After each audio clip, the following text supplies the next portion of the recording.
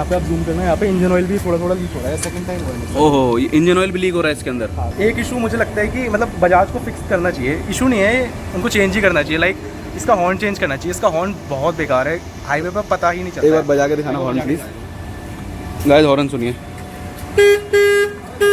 Chain तो इसकी आवाज़ करती है, इसमें नो डाउट। मैं कितना भी इसको चेन लूप कर लूँ, मैं हर 500 किलोमीटर पे करता था चेन लूप, तो अब ये आवाज़ करती थी। इस पर मतलब मुझे ऐसा लगता है कि सुबह सुबह ना ये बंद हो जाती थी। 130 120 जैसी क्रॉस करते हो 130 के आसपास, तो लगता है कि थोड़ा सा कम वाइब्रेट हो, लाइक 6th गियर होना चाहिए। ओके, तो अभी आपकी कितनी सर्विस हो गई इस बाइक की? इसकी मेरी 3 सर्विस हो गई है, एंड इसमें मुझे मतलब एक प्रॉब्लम मिली है थर्ड। तो अच्छा, इसके अंदर आपको वाइब्रेशन वगैरह कुछ महसूस होती है क्या, मतलब किसी गियर पे जाकर या किसी पर्टिकुलर स्पीड पे जाके? हाँ होती है, जैसे मतलब कभी कभी लगता है, फील होती है कि 6th गियर मिसिंग है इसमें। तो गाइज ये आ गई हमारी बीस्ट 250R एक्सट्रीम की। तो भाई आ गए इसका राइड लेके। तो भाई कैसी लगी आपको राइड इसकी? अब मुझे तो मतलब पल्सर से तो बेटर लगी, इसका मतलब पिकअप बहुत सही है। अच्छा, लाइक मतलब फास्टेस्ट 250cc इसलिए नहीं कहते ऐसे, क्योंकि मतलब KTM से तो बहुत फास्ट है, मेरे वाले से भी बहुत फास्ट है। अच्छा गाइज चेक करो, ये है पल्सर की N250। आज हम इसका रिव्यू करने वाले हैं। आज मैं जिम आया था, तो जिम में मैंने एक भाई आते हैं, उनकी ये बाइक है, तो मैंने उनको बुलाया है ताकि इसका हम रिव्यू दे सकें, ताकि आपको कन्फ्यूजन ना हो कि आपको एक्सट्रीम 250R लेनी चाहिए या फिर पल्सर N250। तो मैं आपको एक बार इसका वॉक अराउंड दिखाता हूँ, थोड़ा सा आपको थोड़ा सा आइडिया मिलेगा।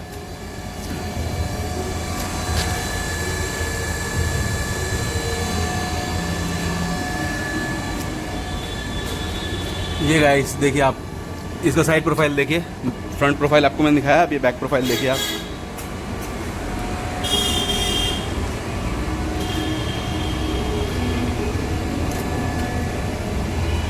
और साइड बाय साइड ही हमारी ब्लैक बीस्ट खड़ी है, तो थोड़ा सा आपको आइडिया मिल जाएगा लुक वाइज कौन सी बेटर लग रही है।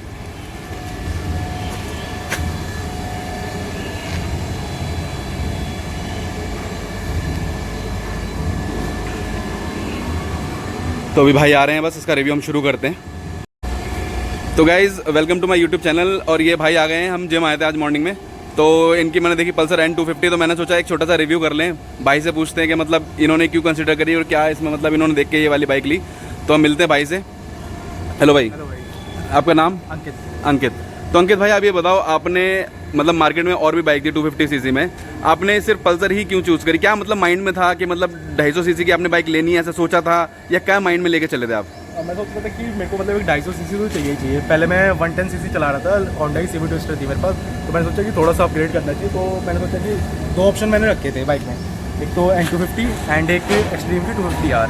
अच्छा। हीरो के शोरूम में मैं गया था, हाँ। तो मेरे को एक्सट्रीम में टेस्ट ड्राइव नहीं मिली थी, तो अच्छा। इसलिए मैंने इन द एंड सोचा कि मैं पल्सर ही ले लेता हूँ।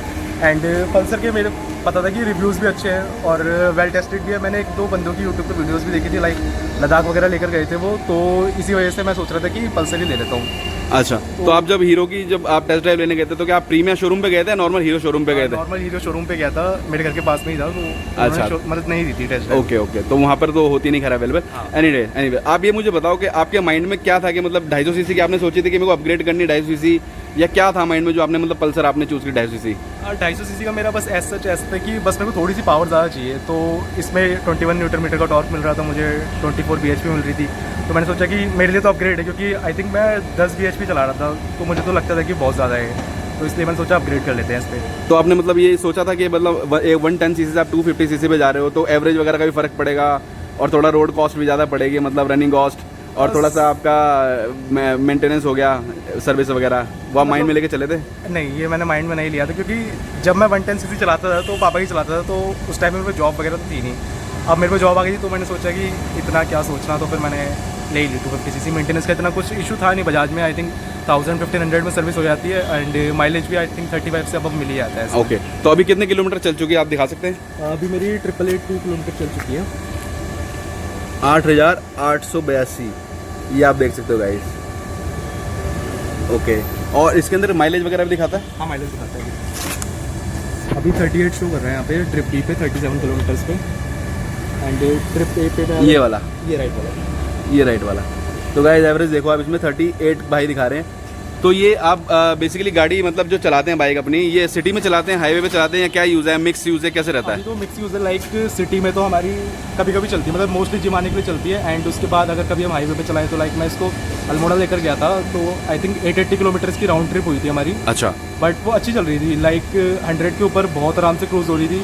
एंड मतलब कभी कभी लगता है, फील होती है कि 5th गियर मिसिंग है इसमें, लाइक अच्छा। आरपीएम बढ़ जाती, आई थिंक 6000 आरपीएम तक चलती रहती है।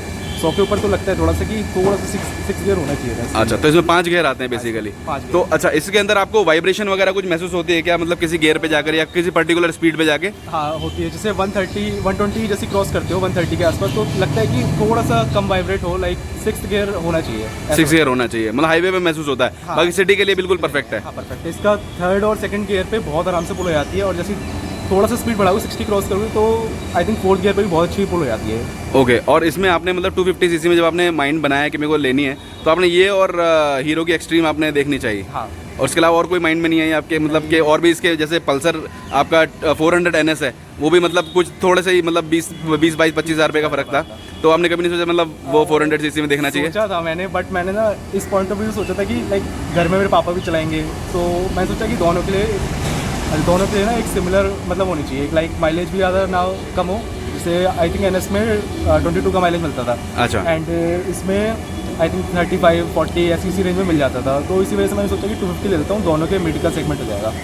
ओके। तो अभी आपकी कितनी सर्विस हो गई इस बाइक की? इसकी मेरी 3 सर्विस हो गई है। एंड इसमें मुझे मतलब एक प्रॉब्लम मिली है 2nd सर्विस के बाद से। क्या प्रॉब्लम आई है इसमें अभी इस पर थ्रॉटल बॉडी क्लीन करानी पड़ती है, हर कुछ 2-3 महीने में होती है। और एक मैं चीज़ दिखाई दूँ आपको। हाँ। एक बार यहाँ पे आप जूम करना है, यहाँ पे इंजन ऑयल भी थोड़ा थोड़ा लीक हो रहा है, 2nd टाइम हुआ है। ओहो, इंजन ऑयल भी लीक हो रहा है इसके अंदर? हाँ 2nd टाइम हुआ है। ये देखो गाइज, यहाँ पे थोड़ा सा इंजन ऑयल भी लीक हो रहा है यहाँ पे, और अभी ये दूसरी सर्विस के बाद हो रहा है।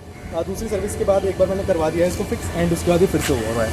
दो सर्विस इसके होने के बाद भी ये मतलब ये हो रहा है, और इसको फिक्स कराने के बाद भी ये इंजन ऑयल लीक हो रहा है, आप देख सकते हो गाइस।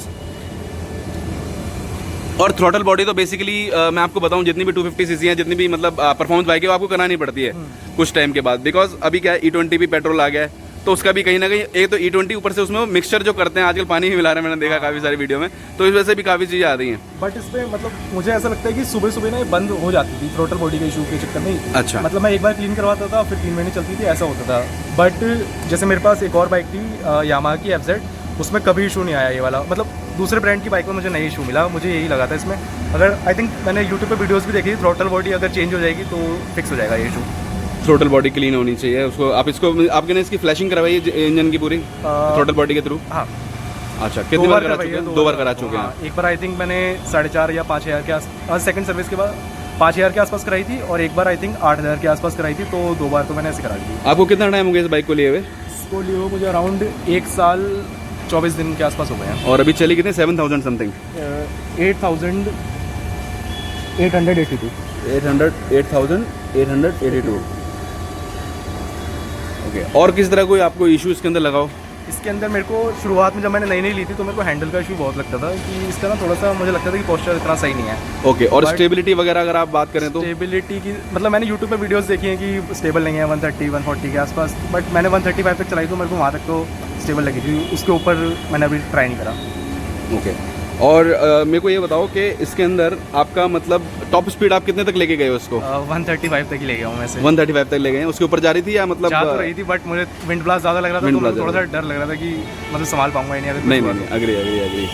और इसके अंदर आपको कुछ लगाओ कि मतलब इसके अंदर आप अगर बात करें, देखो ये तो हो गई कुछ मिक्स रिव्यू हो गया इसका। इसके अंदर मैं बात करूँ, अगर आपको कुछ इसमें कुछ बेस्ट आपको कुछ लगाओ या कुछ ऐसा कि आपके हिसाब से मतलब ये चीज़ में बहुत अच्छी है जो बाकी बाइकों में नहीं है? मुझे इसका इनिशियल बहुत अच्छा लगता है कि जैसे 2nd गियर में पुल करते हैं तो बहुत आराम से पुल हो जाती है, ये मुझे अच्छा लगता है। और इसमें मतलब लाइक ट्रैफिक में फ़िल्टर करने में बहुत ईजी रहता है इसको, मनोवरिंग आराम से होती है। हाँ, बस इसका टर्निंग रेडियस थोड़ा सा ज़्यादा है, बस वो थोड़ी सी दिक्कत है, बाकी तो इसमें मुझे कोई इशू नहीं लगा। एंड माइलेज भी अच्छा मिल जाता है, तो वो भी कोई इशू नहीं है।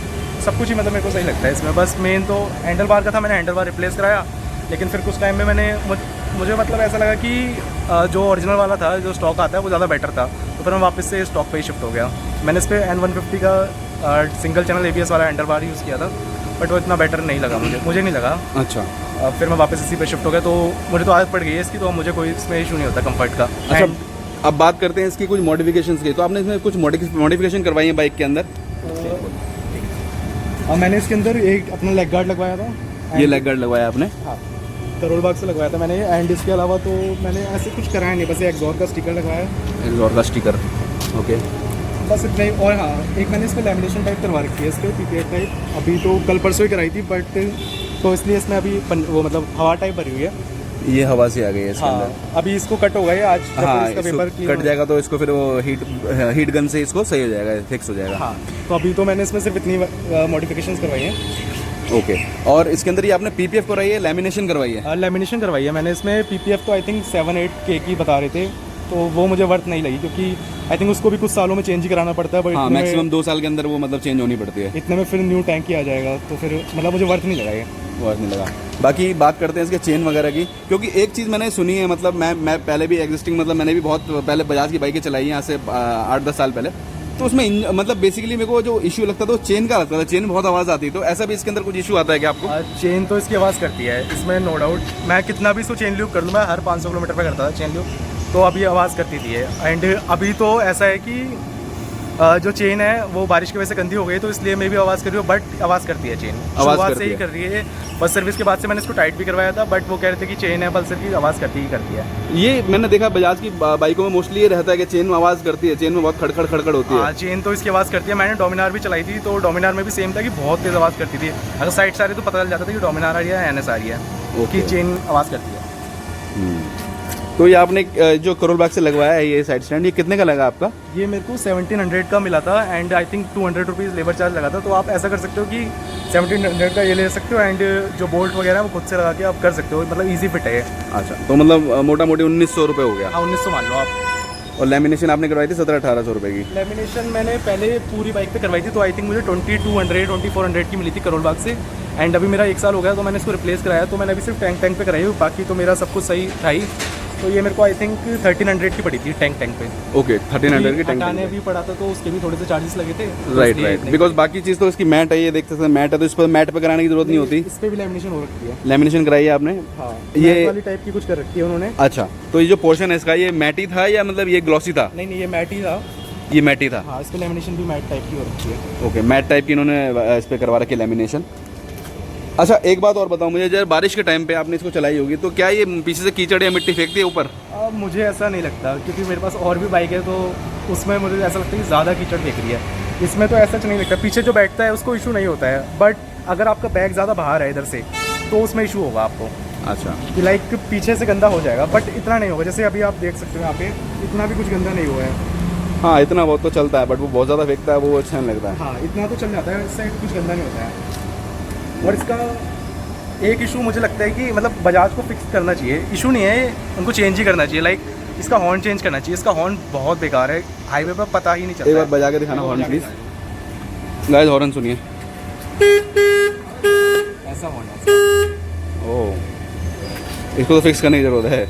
हालांकि पहले जो पल्सर आती थी 150 180, उनका तो उसके अंदर तो बहुत बहुत अच्छे और डबल हॉर्न होते थे, बट हाँ। ये बड़ा अजीब सा हॉर्न है यार। इसकी आवाज़ आप सुनना जरा, ये तो गाइस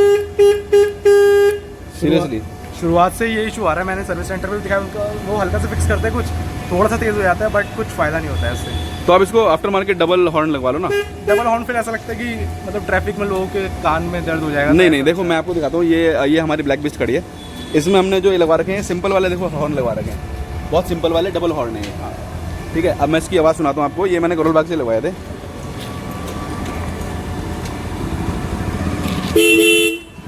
बहुत तेज़ है, इसकी तो बहुत तेज़ है आवाज़। तो ये मतलब मुझे कुछ 500-600 कुछ के पड़े थे मेरे से करोल बाग से ही।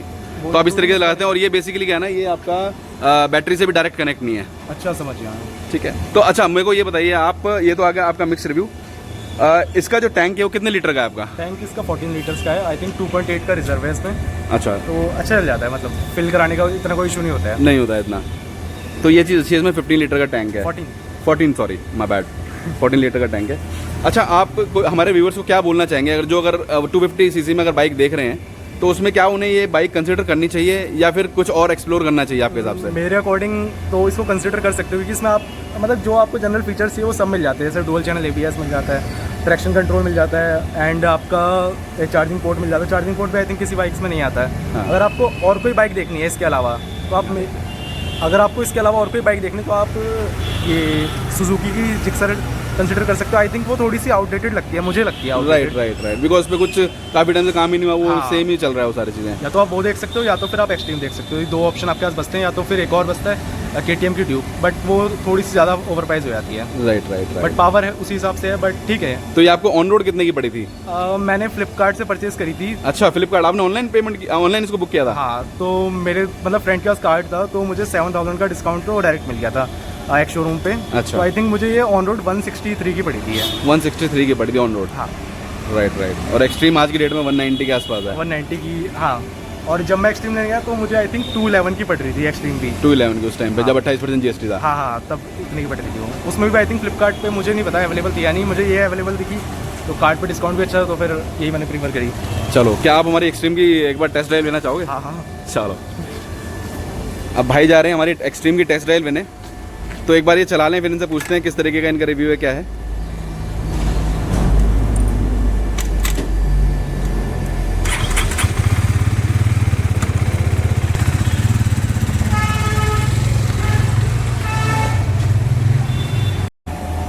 तो गाइज ये आ गई हमारी बीस्ट 250R एक्सट्रीम की। तो भाई आ गए हैं इसका राइड लेके। तो भाई कैसी लगी आपको राइड इसकी? अब मुझे तो मतलब पल्सर से तो बेटर लगी, इसका मतलब पिकअप बहुत सही है। अच्छा। लाइक मतलब फास्टेस्ट 250cc इसलिए नहीं कहते ऐसे, क्योंकि मतलब KTM से तो बहुत फास्ट है, मेरे वाले से भी बहुत फास्ट है। अच्छा। But मज़े आए इसको चलाने में, इसकी हैंडलिंग बहुत सही है। टर्निंग रेडियस दोनों का ही मतलब ऐसा लगता है कॉम्पिटिशन कर रखा है इन्होंने, हाँ, हाँ। क्योंकि इसका भी टर्निंग रेडियस बहुत ज़्यादा है, इसका भी टर्निंग रेडियस है, लेकिन इसका इनिशियल बहुत अच्छा है। इसका मतलब ऐसा लगता है कि कुछ RPM पे आने के बाद ये अचानक से पुल होती है। आई थिंक 2-3,000 RPM, मुझे नहीं पता, मतलब श्योर नहीं हूँ मैं, बट पुल हो रही थी ये अचानक से। मतलब आपने छोटी सी राइड ली, उसमें आपको मज़ा आया? हाँ, मज़ा आया इसमें। तो हैंडलिंग इसकी बहुत अगर अच्छी जो थी। बंदे 250cc बाइक देख रहे हैं उनको आप क्या मतलब बोलना चाहोगे? अब इसको चलाने के बाद तो मैं इसी को रिकमेंड करूँगा, बट अगर बजट में चाहिए तो फिर ये देख सकता हूँ। ओके ओके, थैंक यू भाई, थैंक यू अंकित भाई, आपका ये रिव्यू देने के लिए, ऑनेस्ट